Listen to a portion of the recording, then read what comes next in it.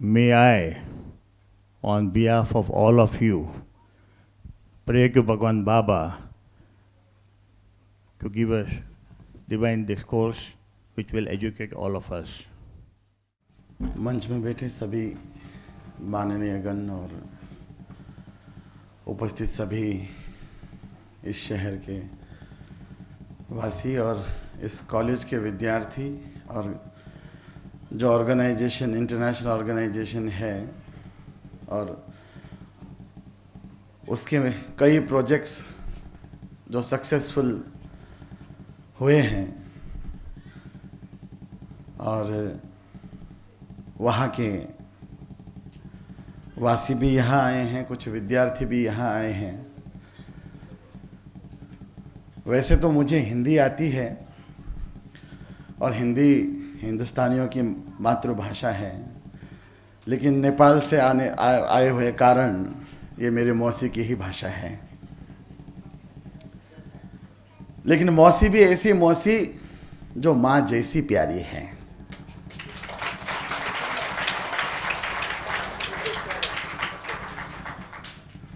नेपाल एक ऐसा देश है जिसको विश्व का मुकुट कहा जाता है, जहाँ पे विश्व का सबसे उच्च हिमालय है और विश्व का सबसे ऊंचा 8 ऐसे हिमालय हैं जो दर्शाती है Nepal is a crown of world. अब वहाँ से क्राउन ऑफ वर्ल्ड से इस देश में आया हूँ जो विश्व की ऐसी जैसे एक लाल बिंदी दुल्हन को पूर्ण श्रृंगार देती है, क्राउन से आया हूँ और विश्व की बिंदु पे आया हूँ, भारत। आध्यात्मिक दृष्टिकोण से देखा जाए तो नेपाल और भारत पहले एक ही थे। भारतवर्ष इसको कहा जाता था, सभी भाषाएं एक बोली जाती थी, सभी का रहन सहन वैसा था। लेकिन कुछ परिस्थितियां ऐसी आ गई जिसके वजह से 2 देश बन गए और साथ में राजनीति, संस्कृति, भाषा, रहन सहन भी बदल गए। किसी ने मुझसे पूछा कि स्वामी आप ऐसे लंबे ड्रेस क्यों पहनते हैं जो ज़मीन को लिथर के जाता है? तो मैंने बोला मेरा ड्रेस ऐसा है इसीलिए लिथरता है कि ये 2 देशों के बीच में जो बॉर्डर है वो मिटा के ले जाता है।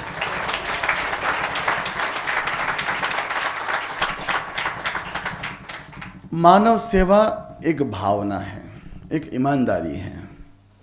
मानव सेवा जबरदस्ती नहीं हो सकती। मानव होने के बाद, मानव योनि में पैदा होने के बाद सबसे पहले मैं, मुझे, मेरा खुद ये छोड़ के हमें और हम सब का जब इस महान मंत्र को हर कोई जाप करेगा तो सेवा करने के लिए संस्थाएं की ज़रूरत नहीं पड़ेगी, सेवा करने के लिए कोई ऑर्गेनाइजेशन की ज़रूरत नहीं पड़ेगी। ऑर्गेनाइजेशन इसीलिए चाहिए कि वो लोगों को इकट्ठा करें, यूनाइट करें। हमारा कोशिश ये रहा कि नेपाल जैसे गरीब देश जहाँ पे विकास बहुत धीमी गति से होता है लेकिन फैशन जल्दी जल्दी होता है। नेपाल वेद भूमि है जहाँ पे वेद की रचनाएं की गई, वेद को रचा गया।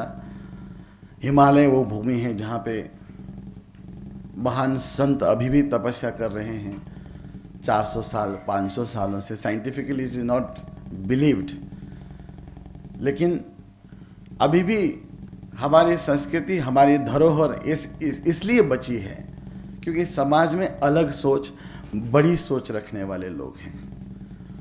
तो कुछ बड़ी सोच बनाएं। सेवा करते वक्त वसुदैव कुटुंबकम का केवल नारा नहीं, वसुदैव कुटुंबकम को एक जीवन बनाएं। ऐसा कहते हैं कि एक पड़ोसी ही एक पड़ोसी का काम आता है, और नेपाल भारत का सबसे अच्छा पड़ोसी है।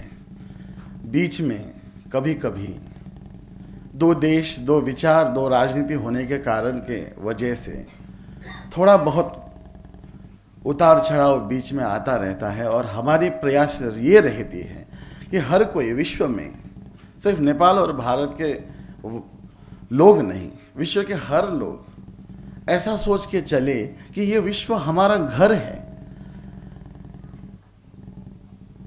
ये विश्व में जितने भी लोग रहते हैं वो हमारे भाई और बंधु हैं, और एक लाचार पड़ गया और दूसरा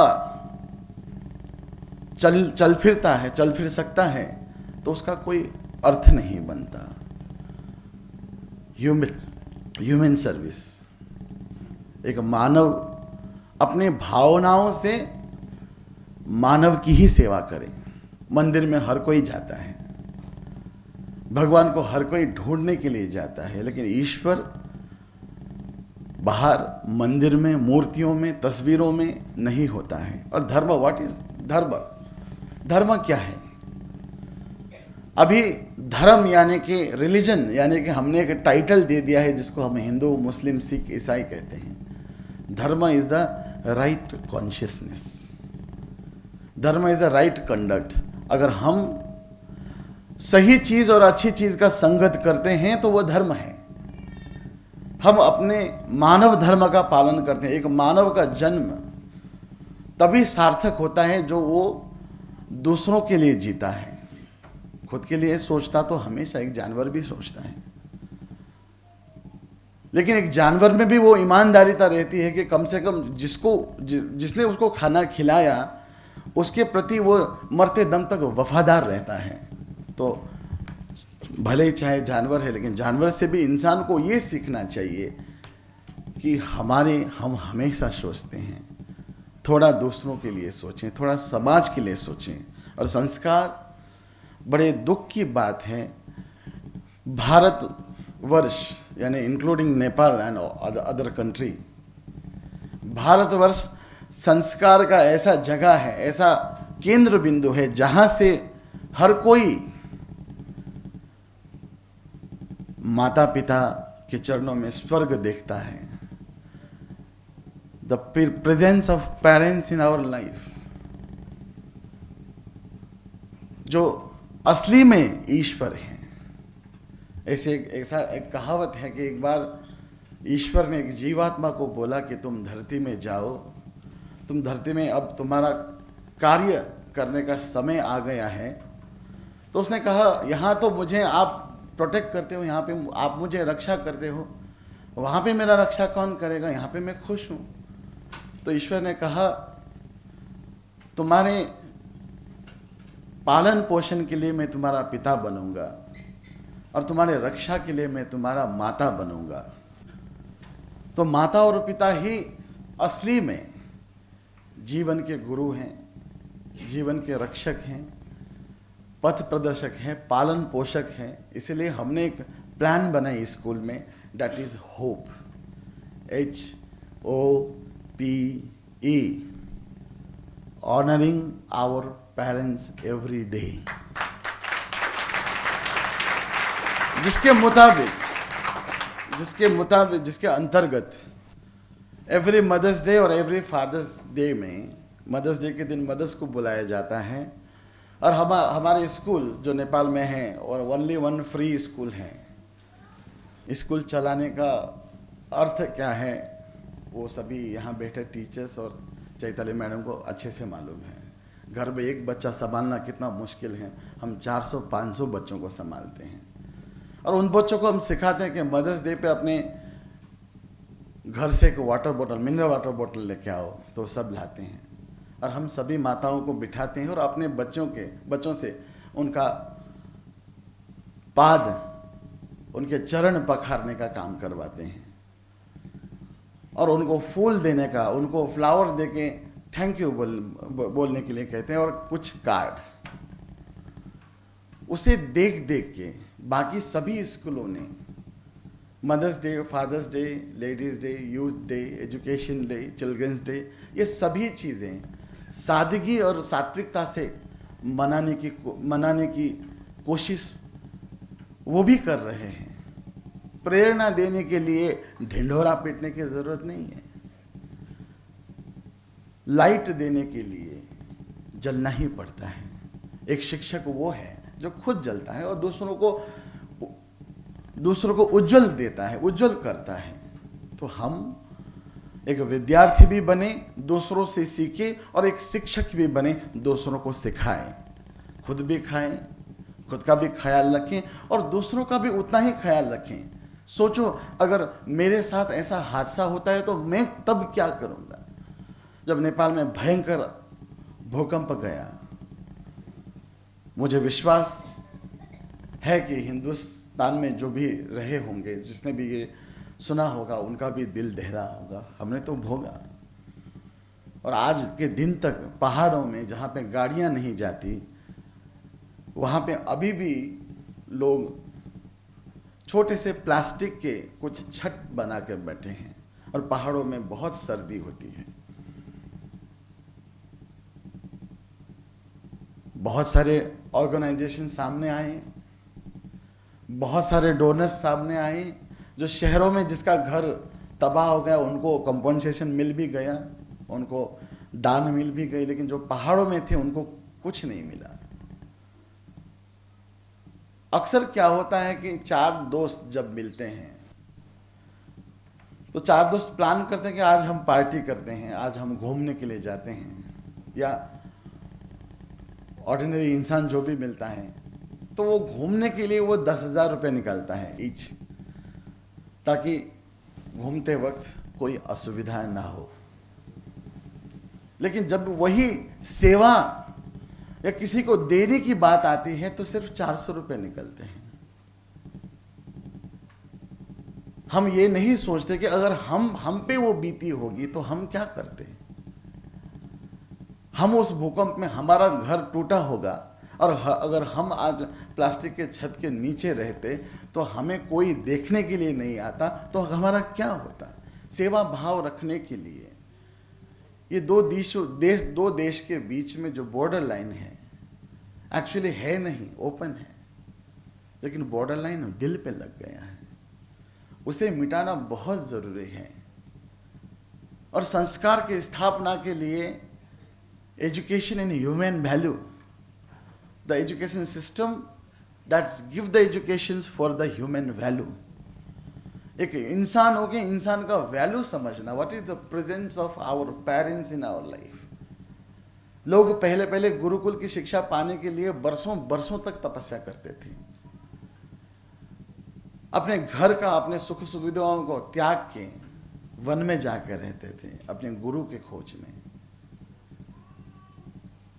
वो गुरु का स्थान, वो गुरु का प्रेजेंस, उस गुरु का उपस्थिति जीवन में क्या महत्व देता है। आज तो हम क्या करते हैं, पैसा दिया, टीचर आके पढ़ाया, खत्म। और थोड़ा ज़्यादा पैसा दिया तो दूसरा टीचर आया, और स्टूडेंट्स भी ऐसा समझते हैं कि ये लोग सब पेमेंट में जी रहे हैं, तो ये हम इनको दे ही रहे तो हमें क्या लेना देना। ऐसा नहीं। जब नैया डूबने लगती है तो एक छोटा सा टीन का भी सहारा लगने लगता है। जब घनघोर अंधेरा होता है, मानो इस बड़े से कमरे में अभी बत्ती बुझा दें, बहुत अंधेरा होगा, लेकिन एक छोटा सा दिया उस पूरे अंधेरे को काट सकता है। अकबर और बीरबल की एक ऐसी स्टोरी है ना, कि एक आदमी पूरी रात इतने ठंडे पानी के अंदर रहा, दूर उससे तकरीबन बहुत दूर एक दिए की रोशनी को देख के, the light of hope, and the hope is the rope of life. तो ये बातें सीखनी है, सिखानी है। संस्कार यानी मंदिरों में घंटी बजाना नहीं। संस्कार यानी 2-3 घंटा भगवान के सामने बैठना, धरना देना नहीं। संस्कार यानी सिर्फ पूजा करना नहीं। पूजा, यज्ञ, रिचुअल्स, ये सभी तो हमारे संस्कृति हैं जिसको हम फॉलो करते हैं तो अच्छा है। और ईश्वर ऐसा नहीं, अभी प्रताप भाई ने बोला कि बाबा का दिल पिघलेगा, आप भजन करो। मेरा दिल पिघलाने के लिए कुछ भी मत करो, क्योंकि मेरा दिल मोम नहीं है जो पिघल जाए और बाद में फिर जम जाए। मेरा दिल वो द्वार है जहाँ पे हर उस इंसान को आमंत्रण है जो सेवा, जो मानव सेवा करना चाहता है और करता है। और लातूर से जो निमंत्रण आया था, हम नेपाल में बैठे थे। नेपाल में भी बहुत सारे जगहों में पानी नहीं मिलती, क्योंकि पहाड़ के नीचे मिल जाती है, लेकिन पहाड़ के ऊपर पंप करके लेके जाना, मशीन से लेके जाना थोड़ा बहुत कॉस्टिंग, थोड़ा बहुत महंगा प्रोजेक्ट होता है, जो 2-4 हमने करवाए, लेकिन एकदम लिमिटेड विलेज में। लेकिन लातूर का हमें न्यूज़ मिला, हम न्यूज़ देखते थे, पढ़ते थे, सुनते थे यहाँ के लोगों से कि पूरा ड्राउट है। एक प्रोजेक्ट दिमाग में आई कि लातूर वालों को पानी पिलाना चाहिए। गवर्नमेंट बोलता था ट्रेन से लेके जाएंगे, पर्सनल एफोर्ट करेंगे, और जो बड़े बड़े शहरों में रहने वाले उनको रिक्वेस्ट किया गया कि कम पानी यूज़ करो। ऐसा वो सेकेंडरी चीज़ है, लेकिन अभी तो लोग प्यासे हैं। हम थोड़ा थोड़ा करके बचाएंगे, लेकिन वो बचा हुआ पानी कब तक पहुंचेगा, इसका इंतज़ार करने से अच्छा है कि हम पानी पहुंचाएं।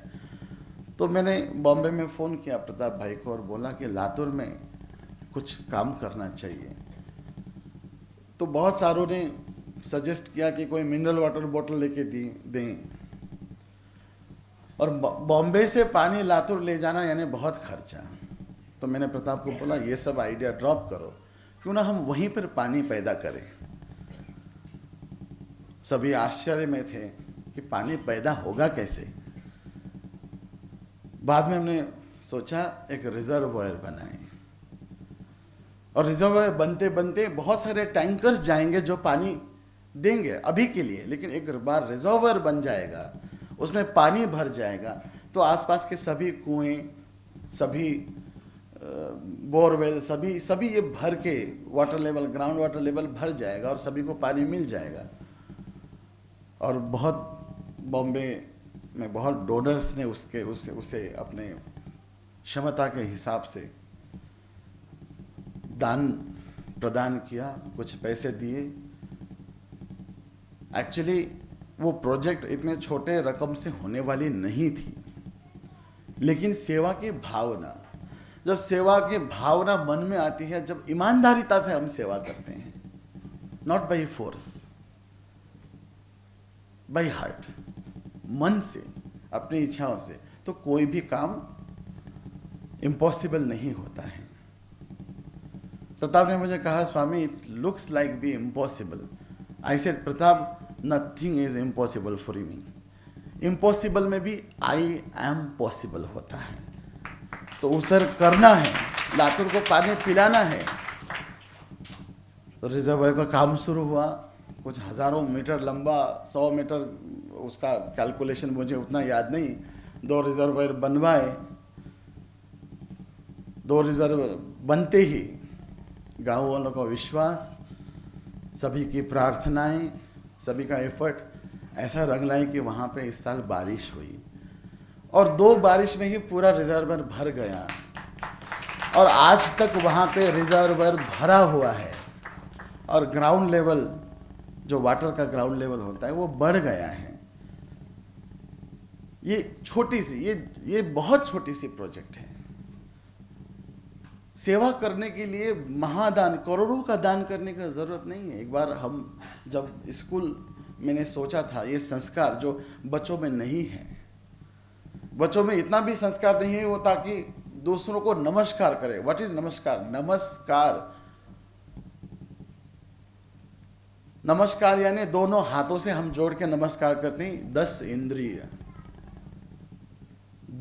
इंद्रियों को जोड़ के, 10 इंद्रियां यानी कुछ अच्छी इंद्रियां, कुछ बुरे इंद्रियां, उसको जोड़ना यानी 10 इंद्रियों को अपने कंट्रोल में रखना। और स्पिरिचुअली अगर कहा जाए तो साधना करना है तो सभी इंद्रियों को वश में रखना बहुत ज़रूरी होता है। तो नमस्कार यानी 10 इंद्रियों को कंट्रोल में रखने के लिए नमस्कार, कि मैं सरेंडर हूं, मैं आप पे समर्पित हूं। वो संस्कार नहीं। कई लोग बोलते थे बाबा हमें वृद्धाश्रम खोलना चाहिए। मैं बोलता हूं समाज में एक भी वृद्धाश्रम होना नहीं चाहिए। हम ऐसे संस्कार दे बच्चों को कि अपने माँ बाप का वैल्यू वो समझे और वृद्धाश्रम में ना भेजे। वृद्धाश्रम खोलना is not a great achievement of our life. वृद्धाश्रम बंद करवाना is achievement of our life. वो बच्चों को संस्कार देके, वो बच्चों को सिखा के, वो बच्चों को माँ बाप, माता और पिता का वैल्यू, उनका प्रेजेंस, गुरु का presence, what is the presence of teacher in our life. तो हमने वो मुहिम शुरू की। बहुत सारे बच्चे ऐसे हैं नेपाल में, अर्थक्वेक विक्टिम्स, जो भी बहुत हमारे स्कूल में पढ़ते हैं। हमारा स्कूल बहुत यूनिक है। बहुत सारे मिनिस्टर लोग आते हैं, मिनिस्टर साहब आते हैं, कोई एमएलए, बहुत सारे पॉलिटिकल लोग जब आते हैं तो वो एक बार प्राइम मिनिस्टर सुशील कोइराला, जो अभी नहीं है, जो भारत के सबसे अच्छे पड़ोसी प्राइम मिनिस्टर माने जाते थे, वो भी आए थे स्कूल इंस्पेक्शन करने के लिए। स्कूल बहुत छोटा है, अभी हम रेंटल बिल्डिंग में हैं, अभी हम अर्थक्वेक रेजिस्टेंट बिल्डिंग बनाने वाले हैं और उसके बाद 500 से ज़्यादा बच्चे पढ़ पाएंगे। वो आए, उन्होंने बोला हर क्लास वो घूमे और ऑफिस में आकर बैठने के बाद उन्होंने कहा कि दिस इज़ नॉट पॉसिबल। सच में फ्री है? बोला हाँ सच में फ्री। चलता कैसे है? मैंने बोला बूंद बूंद अमृत मिलता है। बूंद बूंद अमृत कैसे मिलता है? वसुदैव कुटुंब का एक्चुअली नमूना है हमारा स्कूल। ये बूंद सिर्फ नेपाल से नहीं मिलता, विश्व के कोने कोने से मिलता है। और हमने एक प्लान किया, जैसे कि देखो सभी बड़ा डोनेशन दे नहीं पाते, किसी के पास होता है नहीं चाहता, किसी के पास कोई चाहते हैं लेकिन नहीं देता है, नहीं होता है उनके पास। तो हमने एक प्लान रखा कि 100 रुपये पर मंथ नेपाली लोगों के लिए, या विश्व में कोई चाहे तो 100 रुपये पर मंथ। 100 रुपया आजकल क्या है? तो प्रधानमंत्री जी बहुत अचंभित हो गए कि 100 रुपीज रनिंग स्कूल, 100 रुपये में स्कूल चलता है। हाँ, मैंने सोचा कुछ बड़ी सोच रखें, कुछ बड़ा सोच रखा, इसलिए वो चीज संभव हुआ जो चीज असंभव था। बहुत सारों ने स्कूल के लिए बुरा भला कहा। वैसे अभी बात हुई कि हमें किसी का भी बैक बाइटिंग नहीं करना चाहिए, स्पेशली जब हम उनको नहीं जानते, और कान के कच्चे नहीं होना चाहिए कि किसी के बारे में बुरा सुना तो उसके बारे में कुछ बुरा सा इमेज बना के, हमारे सनातन धर्म में ऐसे बोलते हैं काल्पनिक शत्रु, यानी कि made enemy by your thoughts. अगर हम ऐसे बैठे हैं और हमारे साइड में कोई नया आदमी आके बैठा जिसकी दृष्टि थोड़ी ऐसी है कि थोड़ा ऐसा आड़ा टेढ़ा देखता है, तो हमें उस पर गुस्सा आता है और हम उसके बारे में मन में कुछ भी कल्पना करते हैं। हम मन में चाहे उसको मन में न जाने कितना भला बुरा कहते हैं, चोर भी कह देते हैं, ये चोरी करने आया लगता है, कितना रूड आदमी है, जबकि उसने बात भी नहीं की। तो ऐसे करके ये नेगेटिव विचार उसको भी लग जाती है। तो दोनों में बिना झगड़ा किए, बिना बात किए, दोनों में शत्रुता निकल जाती है, शत्रुता उत्पन्न होती है। हमें यह शत्रुता मिटानी है, हमें बच्चों में संस्कार देना है। अपने पेरेंट्स को पैर मत छुओ, लेकिन दिल से मत निकालो। Education is the character development, education for character development. Certificate है दीवार पे, बहुत बड़ा लॉयर है, डॉक्टर है, लेकिन कैरेक्टर उसका ठीक नहीं है तो वो सर्टिफिकेट कोई काम नहीं आएगा। अगर कोई सर्टिफिकेट चाहिए तो कैरेक्टर सर्टिफिकेट चाहिए, जो कैरेक्टर सर्टिफिकेट सोसाइटी में काम आए। ऐसा पढ़ाई क्या जो पढ़ाई अपने देश में काम ना आए। अनफॉर्चुनेटली नेपाल एक ऐसा देश है जहाँ पे युवा शक्ति विशेषता, उनका सभी एम्पावरमेंट विदेशों में जा रहा है। 12 किया सभी विदेश, कोई जिसके पास पैसा है वो अमेरिका, जिसके पास थोड़ा और पैसा है वो लंदन, जिसके पास और पैसा है ऑस्ट्रेलिया, और जो ठीक ठाक है वो मलेशिया, सिंगापुर।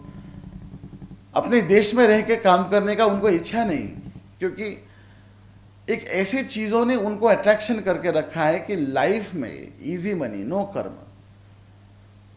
और अभी जैसे प्रताप भाई ने बोला कि भगवान को लॉटरी की तरह यूज करते हैं, ऐसे हम संस्कार, हम धर्म को, हम ईश्वर को, हम गुरु के उपस्थिति को एक ट्रम्प कार्ड या और एक लॉटरी टिकट के अलावा कुछ नहीं सोचते। हमारे पास बहुत सारा चीज होता है, लेकिन हम फिर भी मांगते रहते हैं। और हम में क्या है सबसे कमी वाली चीज, हम एक्सेप्ट नहीं करते कि हम क्या हैं, हम कैसे हैं। सभी को पता है कि एक दिन सबको मरना है, लेकिन सभी इस चीज को एक्सेप्ट नहीं करते, नहीं करना चाहते। सभी को पता है कि हम कैसे दिखते हैं, लेकिन कोई आके थोड़ा तारीफ कर देता है तो हम 7वें आसमान में होते हैं। लेकिन कंफर्मेशन के लिए फिर से एक बार आईना देख ही लेते हैं। और किसी ने बोला you are looking very beautiful, तो अपने आप को भी धोखा दे देते हैं, हाँ मैं ब्यूटीफुल। किसी ने बोला कि कुछ तुम में कुछ गड़बड़ है, तो हम अपने आप को चारों ओर से निहारने लगते हैं। आंखें हैं सीधी, लेकिन तब जब किसी ने कुछ बोल दिया होता है तो चारों दिशाओं में हमारे आंख पहुंच जाती है। अगर ऐसी चारों दृष्टि वाली आंख समाज में हो रही जितनी भी समस्याएं हैं, उसके लिए बड़ा आदमी बनने का जरूरत नहीं है। जैसे कि अभी स्वच्छ भारत की बात हुई कि खुद से शुरुआत करने से कितना अच्छा होता है। इसलिए घर में अगर हम घर से अपने बच्चों से स्टार्ट करें, अपने बच्चों से शुरुआत करें, संस्कार की बातें, रामायण की बातें, महाभारत की बातें। रामायण ऐसा एक पुस्तक है जिसने देखा है, सभी ने देखा है, सभी ने सुना भी है, सभी ने जिया भी है। भारत तो एक ग्रंथ और एक महान ग्रंथ का देश है। रामायण से क्या सीखने को मिलता है? रामायण में रिश्तों के बारे में, रिश्तों की respect, what is the value of our relation, human relation. एक पिता का अर्थ क्या? भगवान राम, चलो उनको भगवान ना मानो, चलो एक ऑर्डिनरी आदमी मान लो। अपने पिता के एक वचन के लिए उन्होंने पूरा राजपाट त्याग दिया, वन में चले गए। अगर देखा जाए, कोई पूछता है कि भगवान राम को हम क्यों माने, व्यक्तिगत और भौतिक दृष्टिकोण से देखा जाए, चलो उनको भगवान थोड़ी देर के लिए मत मानो। लोग पूछते हैं कि हम भगवान राम को क्यों माने। इस हिसाब से देखा जाए तो his life was totally destroy. थोड़ा सा बड़े हुए, शिक्षा के लिए बाहर गए, बड़े होकर वापस आए, विश्वामित्र ले गए। बचपन में ही राक्षस और राक्षसियों से भेंट हुई, मुलाकात हुई, उनसे लड़ना पड़ा। सीता को लेकर जैसे अयोध्या आए, फिर से पिता के वचन के लिए उन्हें निकाला गया। वन में भटके, वन में भी सुख से रहने वाले थे, सीता का हरण हो गया। जाके वानर सेना बनाना पड़ा, रोना पड़ा, संघर्ष करना पड़ा, इतनी दूर समुद्र में सेतु बंधन करना पड़ा, लंका जाना पड़ा, रावण को मारना पड़ा। अगर ऐसे बाहरी दृष्टिकोण से, अगर भौतिक दृष्टिकोण से देखा जाए तो इज लाइफ वॉज डिस्ट्रॉयड। उसके बाद सीता को जीत के वापस लाए, फिर भी एक राजा का धर्म निभाने के लिए सीता को बाहर भेजा। पुत्र हुए 2, उनको मालूम नहीं। फिर अंतिम में मिलन का समय आया, सीता माता उनको छोड़ के चली गई। लोग पूछते हैं भगवान हम ऐसे हैं, भगवान राम का लाइफ तो हम क्यों माने? मैंने एक ही जवाब दिया, ऐसी सभी परिस्थितियों में भगवान राम कैसे रहे भगवान राम के पास क्या था? धैर्य, पेशेंस। उनको पुरुषोत्तम, पुरुषों में सबसे उत्तम क्यों कहा जाता है? क्योंकि उनके पास पेशेंस है, धैर्य है। इसलिए भगवान राम को मानना चाहिए ताकि उनके जीवन से हम थोड़ा धैर्य सीख सकें, थोड़ा पेशेंस सीख सकें। रामायण वो पुस्तक है जो भाई कैसा होना चाहिए ये बताती है, पिता कैसा होना चाहिए ये बताती है, माता कैसी होनी चाहिए ये बताती है, और माता कैसी होनी नहीं चाहिए, माता का व्यवहार कैसा होना चाहिए और माता का व्यवहार कैसा होना नहीं चाहिए। रामायण इस चीज को सिखाती है। आज हम खुश होते हैं जब बच्चे इंग्लिश में बात करते हैं। नेपाल में थोड़ा कम इंग्लिश यूज होता है, लेकिन पेरेंट्स चाहते हैं कि हमारे बच्चे इंग्लिश में तरक्की करें। और कभी कभी विडंबना ये हो जाती है कि अपने देश में, अपने स्कूल में नो नेपाली टॉकिंग लिखना पड़ता है, टॉक इन इंग्लिश लिखना पड़ता है। लेकिन इंग्लिश में सीखते तो हैं और पेरेंट्स भी खुश होते हैं, और घर जाके क्या बोलते हैं? Dad you are bad. और सिर्फ अंग्रेजी बोला इसके लिए डैड भी खुश हो जाते हैं। ये एजुकेशन सिस्टम है। This is the education system of present world. So कुछ बड़ा सोचें, ये हमेशा मेरा जीवन का स्लोगन रहा है। कुछ अलग सोचें, कुछ अच्छा सोचें।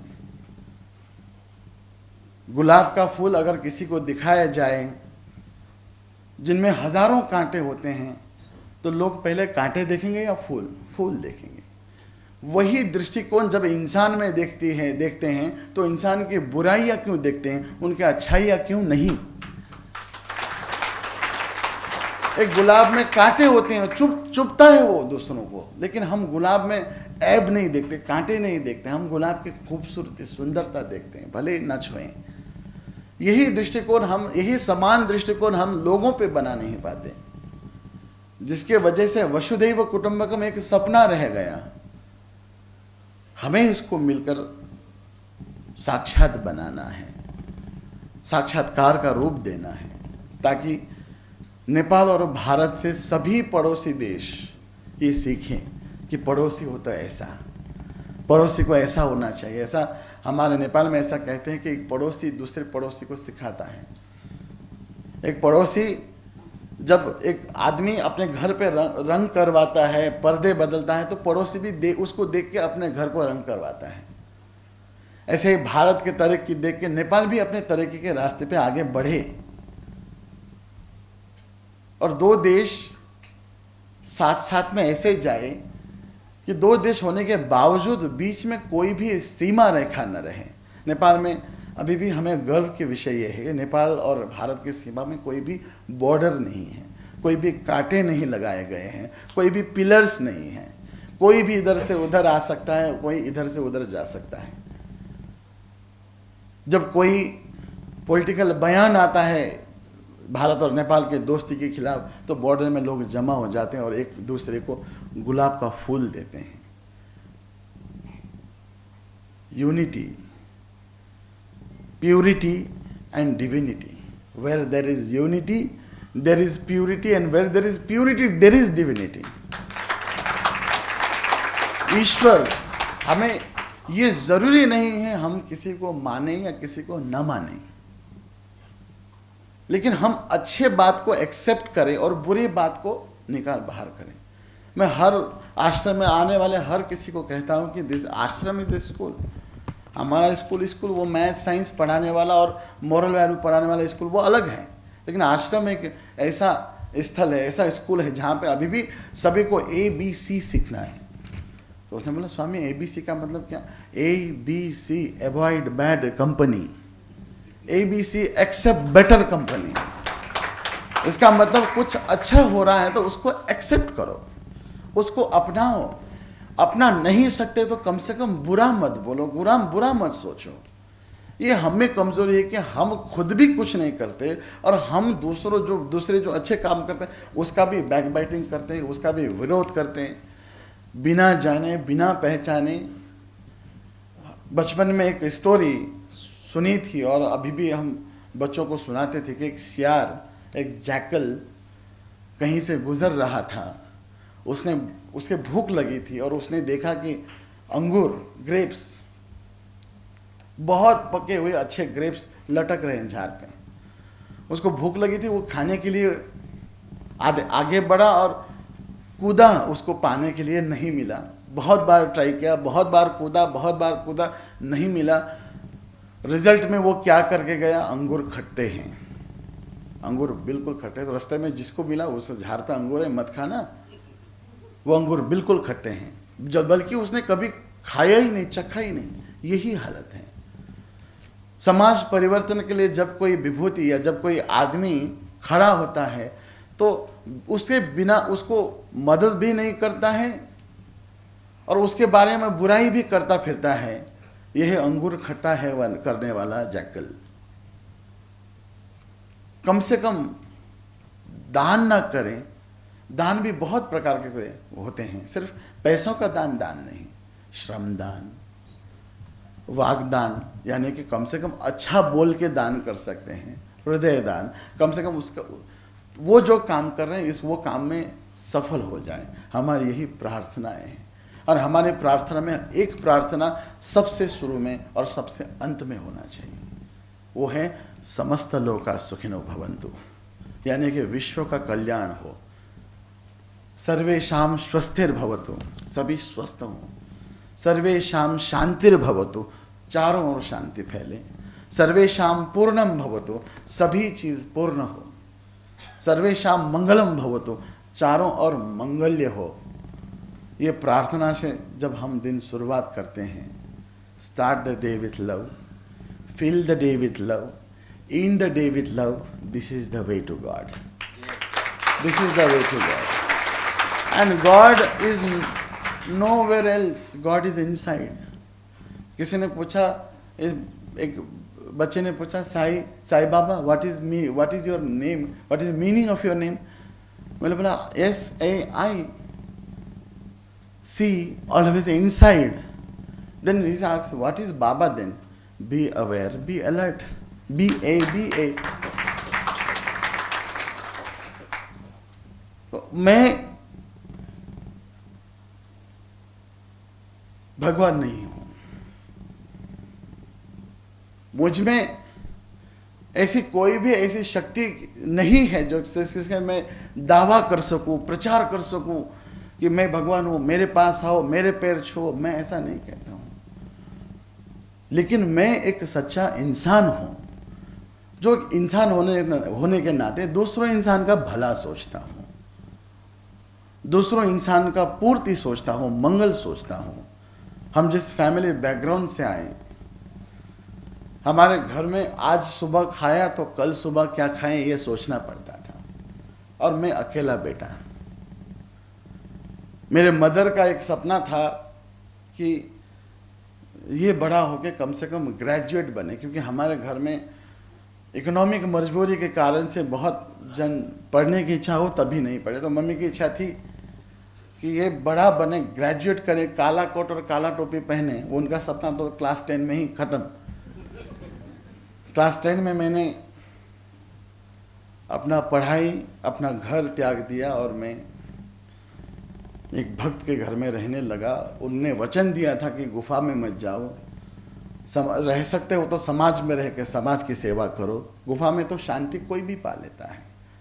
जो शोर और हल्ला में भी शांति पाता है वो असली साधक है। तो उनका सपना तो ऐसे ही रह गया। बाद में कुछ सालों के बाद हमारे कुछ यूथ विंग्स हैं, जिसे हम यूथ डेवलपमेंट क्लास बोलते हैं, जिसको हम एवरी सैटरडे मोरल वैल्यू सिखाते हैं क्लास। लाइक ठाकुर कॉलेज के जितने भी यंगस्टर हैं, मैं उनको देखता हूँ तो मुझे मेरे यूथ स्टूडेंट याद आते हैं जो साफ सफाई करते हैं एवरी वीक आश्रम के लोकेलिटी। और जहाँ पर अर्थक्वेक में हमें गर्व से कहना है कि अर्थक्वेक में सबसे जल्दी और सबसे इफेक्टिव अगर किसी ने राहत और सामग्री पहुंचाई तो हमारे यूथ और हमारे ऑर्गेनाइजेशन थी।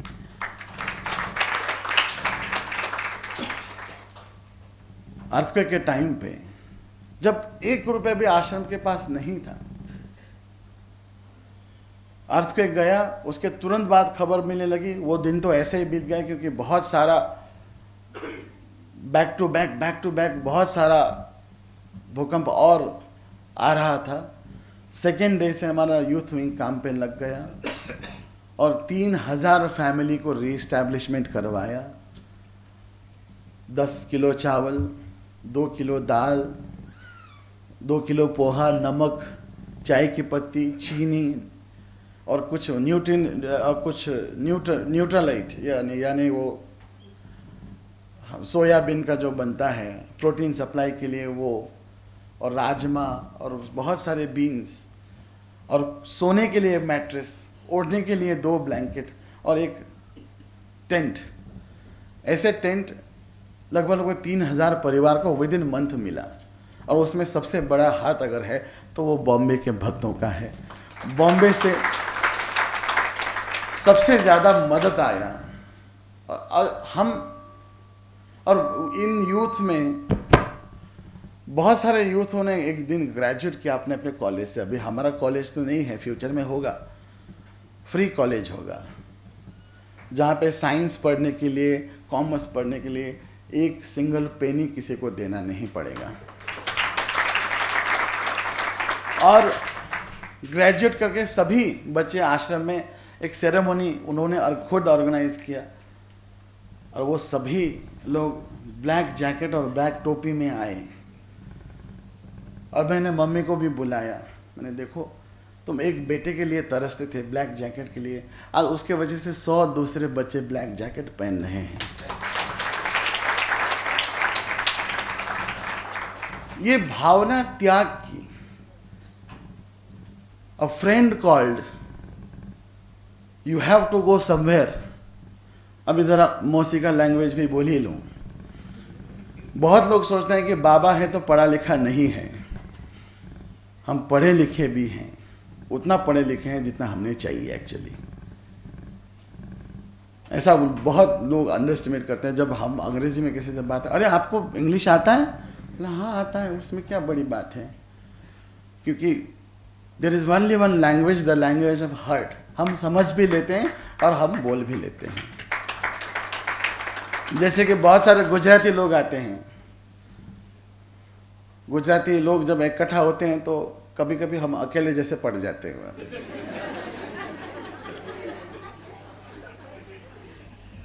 आम करे छे, वो करे छे, वो करे छे, सब छे छे छे छे। वो 6 और हम 1।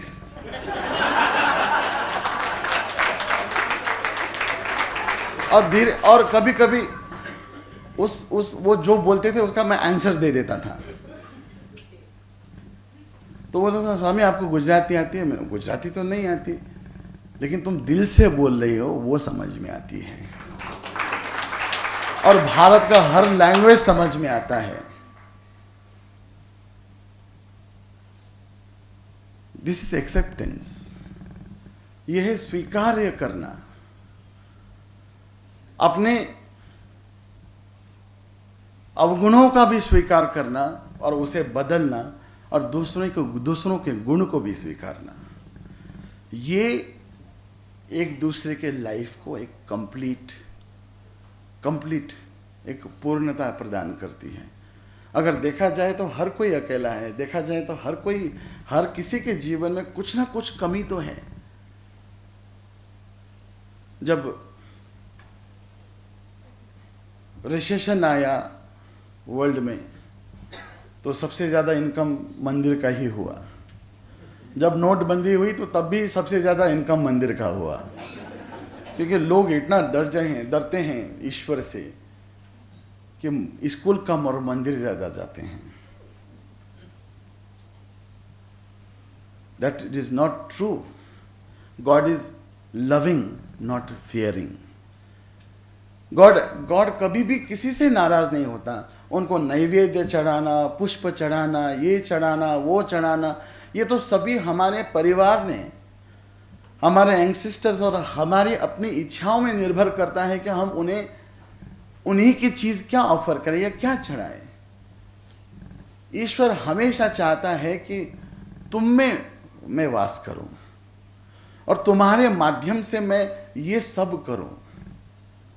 भगवान राम को कोई भी मुश्किल नहीं थी एक सेतु बंधन के लिए।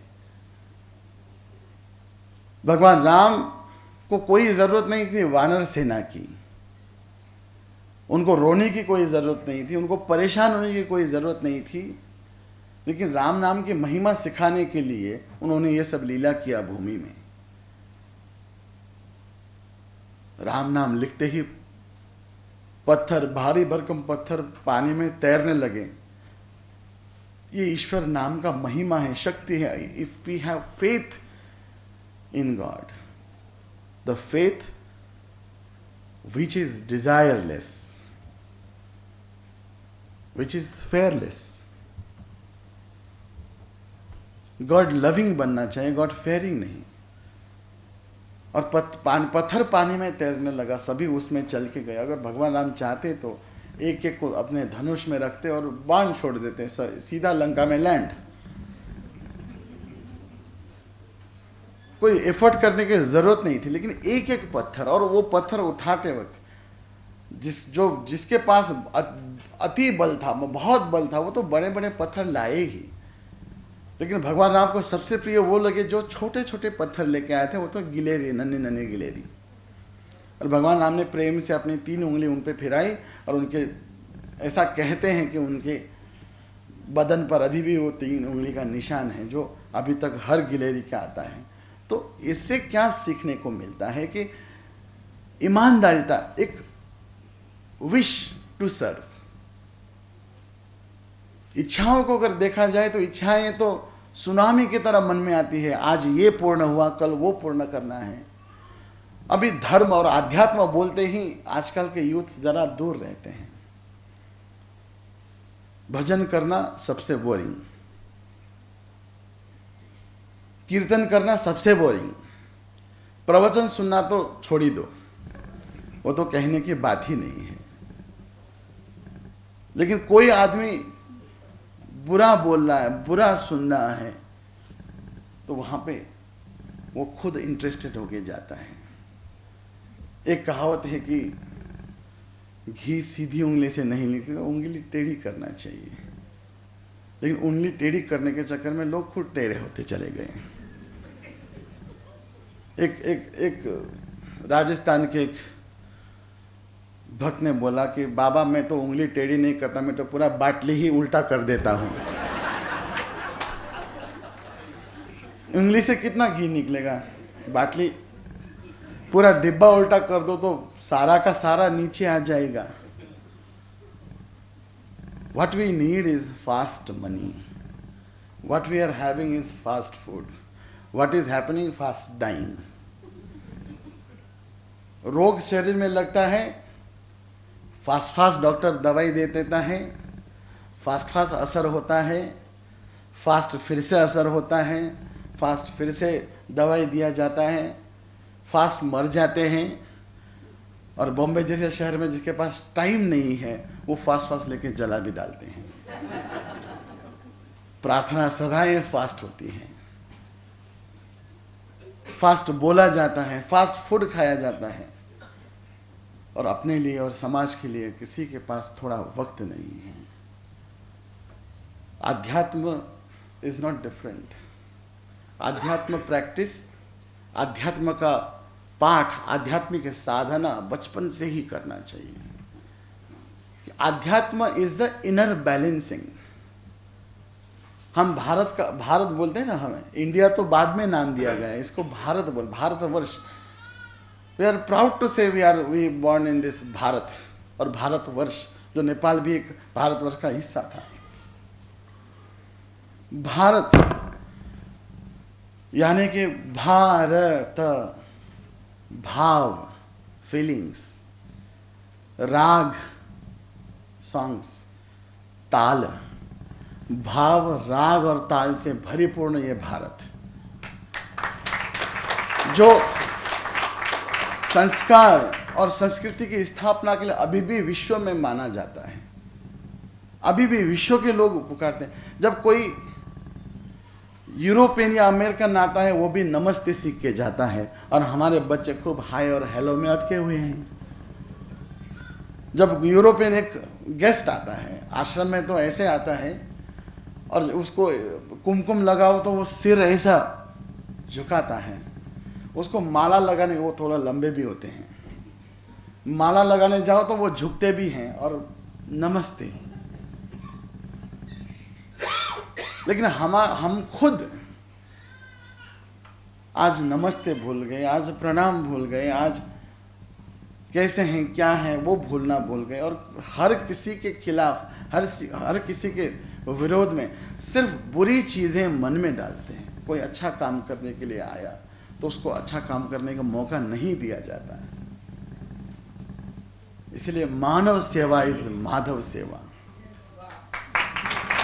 मानव सेवा ही माधव सेवा है। अगर मानव को सेवा करो तो वो सीधा माधव तक पहुंच जाता है। भगवान ने किसी से कोई भी चीज नहीं मांगी। तुम ऐसा करो तो तुम्हारा बुरा होगा, तुम ऐसा करो तो तुम्हारा बुरा होगा। 100 घी के दिए जलाओ, घर में घी है ही नहीं खाने के लिए, लेकिन 100 दिए जलाओ। और आजकल तो सिर्फ दिए जलते, खाता कोई नहीं है, सबको फैट फ्री चाहिए।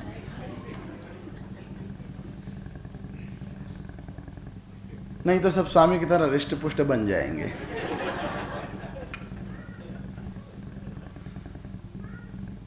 तुम ये करो, तुम वो करो, तुम्हारा कल्याण होगा, तुम 108 हवन करवाओ। ये सब शर्तें, ये शर्तें आध्यात्मिक नहीं है। भगवान कभी भी अपने भक्तों को शर्तों में नहीं डालता। भगवान तो वो माता है, एक ऑर्डिनरी मदर को अगर देखा जाए तो जब एक ऑर्डिनरी मदर जो खाना बनाते बनाते, रोटी बनाते बनाते उसकी उंगली जल जाती है, कभी कभी वो भाप निकलता है, उंगली जलती है तो वो बहुत उसे दर्द होता है। और कभी कभी लेडीज़ लोगों में क्या होता है कि मुझे रोटी बनते बनते उंगली जली, ये दिखाने के लिए ऐसे ऐसे करके रोटी परोसेंगे, ऐसे ऐसे करके, ताकि देखे और पूछे तुम्हें क्या हुआ है। लेकिन वही माता जब अपने बच्चों को आग में देखती है तो बिना आग का परवाह किए वो कूद जाती है। ईश्वर वो माता है जो मनुष्य पर आने वाले हर संकट का सामना करते हैं और दिखाते हैं रास्ता, मत जा। हम जब किसी रास्ते पे चलते, किसी राह पे चलते चलते अगर गिर जाते हैं तो दो चीज़ हो सकता है, या गिर के उठना भगवान सिखा रहे हैं, ईश्वर अंतरात्मा के ईश्वर वो सिखा रहे हैं, या ईश्वर इशारा दे रहे हैं कि इस मार्ग पे मत जाओ, इस मार्ग पे मत जाओ। एक ने पूछा, भगवान मैं आपको बहुत मानता हूँ, आपको बहुत नज़दीक से देखता हूँ, नज़दीक से जानता भी हूँ, मानता भी हूँ, और आप मेरे साथ साथ चलते भी थे, मेरे कदमों के निशान के साथ में आपका निशान आता था, लेकिन कुछ दिनों से मैं वो निशान नहीं देख पा रहा हूँ। जहाँ भी जाता हूँ अकेले जाता हूँ, जहाँ भी जाता हूँ मेरे ही फुटप्रिंट्स मिलते हैं। भगवान हंस के बोले, अरे मूर्ख, वो तेरे फुटप्रिंट्स नहीं मेरे फुटप्रिंट्स थे। उन्होंने कहा कैसे? क्योंकि मैं तुझे उठा रहा था, मैं तुझे बचा रहा था, मैं तुझे गोदी में रख रहा था। तो every moment God power, God is not a Hindu, God is not a Muslim, God is not a Christian. सर्वधर्म, सभी धर्मों के से भी ऊपर एक ऐसी शक्ति है, generator, observer and destroyer, generator, sustainer and destroyer. ईश्वर जो सर्वशक्तिमान है, जो बारिश की तरह बरसते हैं, लेकिन हमने इस प्रकृति का खिलाफ गया और वही बारिश लोगों को श्राप बन गया। जो सूरज हमें रोशनी देती है, हम प्रकृति के इतने खिलाफ गए। एक्चुअली गर्मी सूरज के वजह से नहीं होती, प्रदूषण की वजह से होती है, पोल्यूशन की वजह से होती है। इस प्रकृति ने हमको, हमारे बिना ये प्रकृति अपने आप जिंदा है। प्रकृति नहीं है तो हमारा नहीं चलेगा, लेकिन हम न होने से प्रकृति को कुछ फर्क पड़ने वाला नहीं है। इसलिए भाव, राग और ताल, balancing of feelings, balancing of tunes. Tunes यानी जो भी विचार, जो भी बहुत सारे उफान मन में आते हैं उसको ताल यानी रिदम ऑफ लाइफ, खुद को कहाँ पे ले जाना है, कैसे ले जाना है, सेल्फ गाइडेंस की बहुत ज़रूरत है। शायद मैंने बहुत लंबा समय ले लिया, सभी को शायद घर भी जाना है। बॉम्बे बहुत बड़ा शहर है और बॉम्बे के लोगों का दिल भी उतना ही बड़ा है, सबसे बड़ा। क्योंकि मैं तो वैरागी हूँ, मैं तो गेरू वस्त्र पहनने वाला, वो देश भी मेरा और ये देश भी मेरा। लेकिन नेपाल से जितने भी हमारे कमेटी मेंबर्स आए, हमारे चेयरमैन आमिर केसी जी आए, वो नेपाल जाते वक्त इस भारत की महानता, ऊपर से बॉम्बे, मुंबई सिटी का प्यार और बड़ा दिल, ये सभी अपने साथ में लेकर नेपाल जाएंगे और नेपाल के हर नागरिक को बोलेंगे, हर उस भक्त को बोलेंगे जो आश्रम में हजारों आते हैं, हर उस मिनिस्टर को बोलेंगे, हर उस प्रेसिडेंट को बोलेंगे, हर उस वाइस प्रेसिडेंट को बोलेंगे, हर एक मिनिस्टर को बोलेंगे कि we have our great friend India with us always. जो भाव, जो राग और जो ताल के साथ साथ और नेपाल के हमेशा प्रगति के साथ, हमारे यहाँ तो ईश्वर को धूप जलाने के लिए भी भारत से सुगंध लाना पड़ता है। हमारे यहाँ नमक भी भारत से लाना पड़ता है और भारत को थोड़ा शीतलता नेपाल प्रदान करता है। कथा वहाँ से आता है, मिठाई यहाँ से जाती है, पान यहाँ से आता है, धूप यहाँ से आता है, फूल यहाँ से आता है और भगवान वहाँ से यहाँ आते हैं।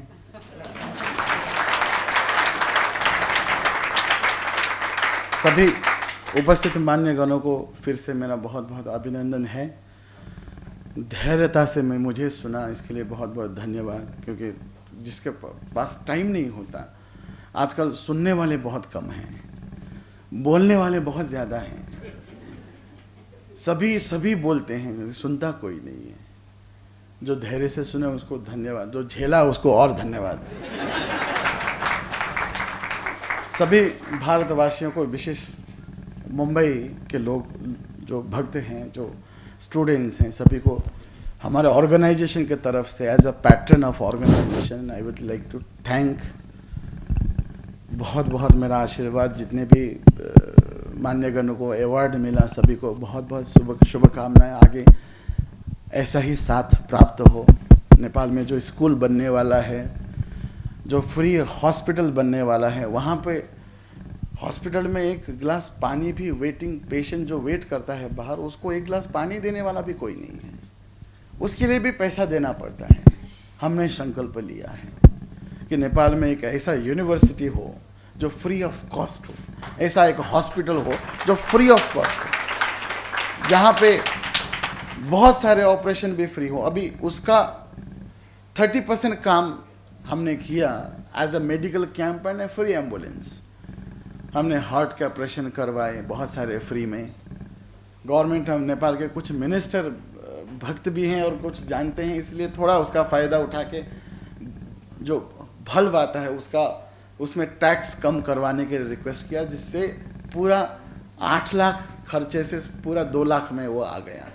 डॉक्टर ने भी चार्ज, और विशेषतः वुमेन एम्पावरमेंट की बात आई। हमारा ऑर्गेनाइजेशन हमेशा वुमेन एम्पावरमेंट में सबसे ज़्यादा काम करता है। विलेजेस में, नेपाल के बहुत विलेजेस में जहाँ पे पहाड़ में, वहाँ पे पर्सनल केयर सिस्टम, सैनिटेशन नहीं है, जिसकी वजह से यूट्रस कैंसर और यूट्रस उनका सड़ जाता है।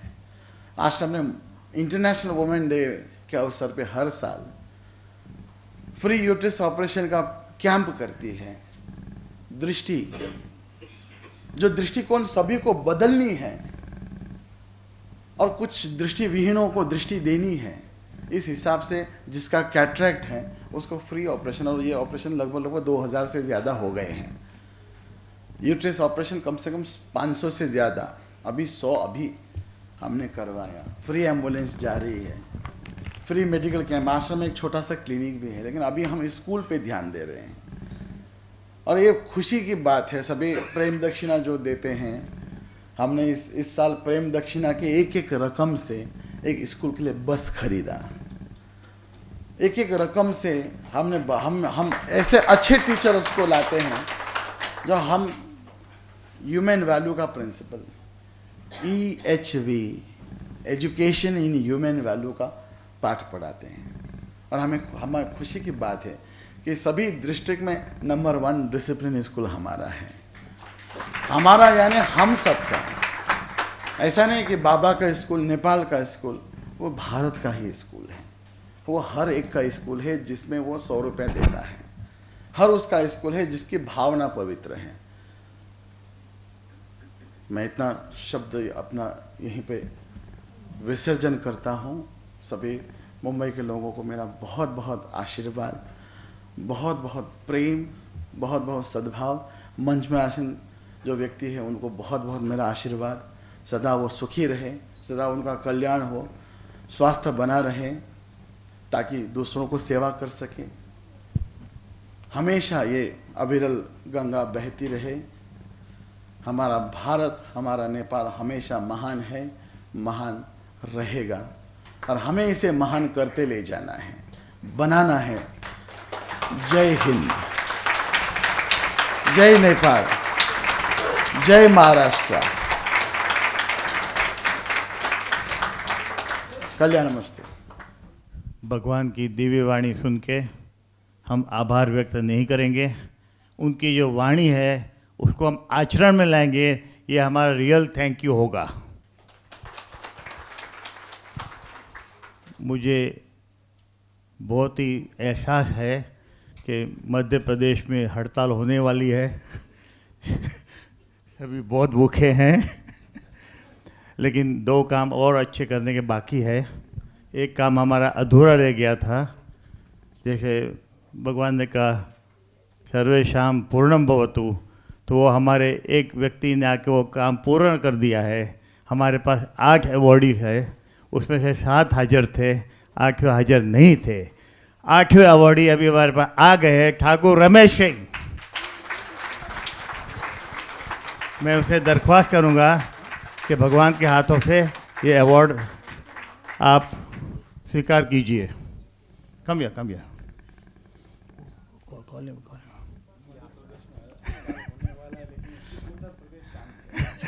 मध्य प्रदेश में हड़ताल होने वाला है कि उत्तर प्रदेश शांत है। A loud clap for Thakur Ramesh Singh.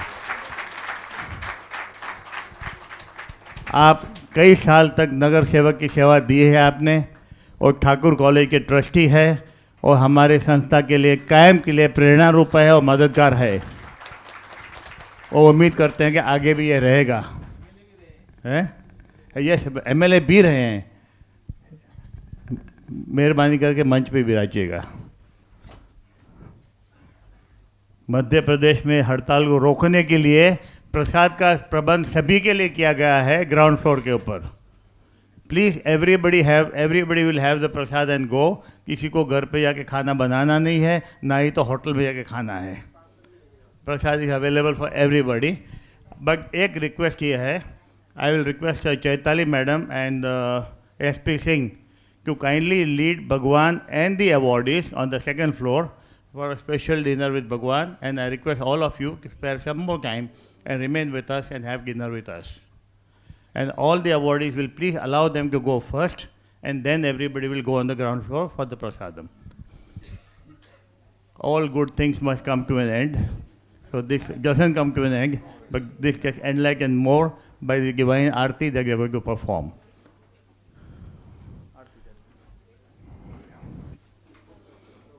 I request our chief guest of today, Sri Anil Morarka, to kindly do the Aarti of Bhagawan.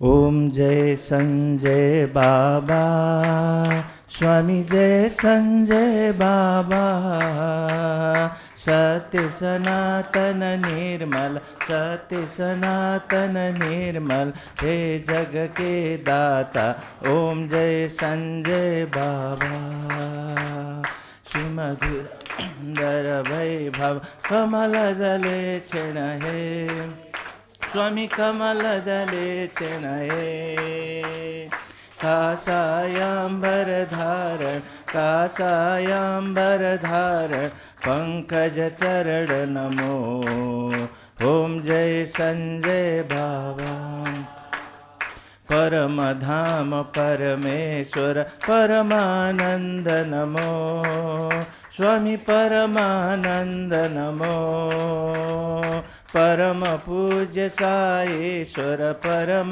पूज्य साईश्वर आत्मानंद नमो ओम जय संजय बाबा लक्ष्मी नारायण मूर्ति शुभदायक भगवान स्वामी शुभदायक भगवान सकल जगत के रक्षक सकल जगत के रक्षक मंगल कर प्रभु है ओम जय संजय